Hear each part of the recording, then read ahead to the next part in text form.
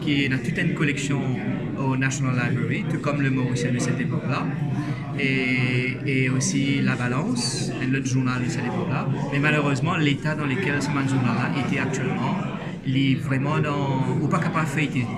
Donc, il y a un projet qui quand même date de plusieurs années, de différents gouvernements qui nous disaient qu'il faut mettre ça, restaurer ce journal-là, ou soit informatiser, mettre les en numérisation.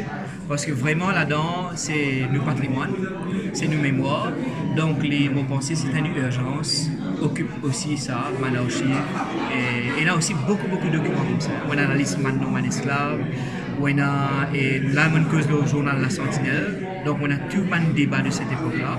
Alors, c'est là qu'il m'a fait un appel avant l'autorité concernée, qui donne ça une priorité. Aussi, je connais un paquet de priorités, mais ça aussi est très important parce que dans ce journal-là, là, dans l'état qui était en Congo, il est capable finalement de ne pas pour essayer du tout utiliser. Alors, Rémi Ollier, c'est un journaliste parce qu'il est même, d'abord, il y a un journaliste engagé. C'est-à-dire, bon, peut-être pas, ne pas pour un journaliste, pas forcément un journaliste, pareil comme Rémi Ollier, mais il y a un point commun dans le sens qu'il a guerre pour la vérité, il a guerre pour la justice. Et moi, crois, tout journal, le rôle des médias, c'est défendre les plus faibles. Donc, nous déjà pu faire ce travail-là, et à Maurice, nous connaissons très bien le rôle que les médias jouent, que ce soit la presse écrite ou la presse parlée, mais aussi les radios privées. Mais en même temps, Rémi Ollier, il y a un certain principe. Et peut-être c'est ce côté-là qui la presse mauricienne a aussi à inspirer de différents principes pour lesquels les filles travaillent. C'est-à-dire qu'ils travaillent pour la vérité.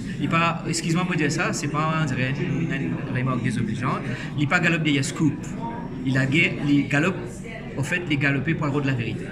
Si vous voulez, c'est peut-être ça qui nous a attiré comme leçon de Rémi Ollier, et c'est ça, moi, quoi, le vrai journaliste. Le vrai journaliste, c'est pas le scoop, le vrai journaliste, c'est de chercher la vérité.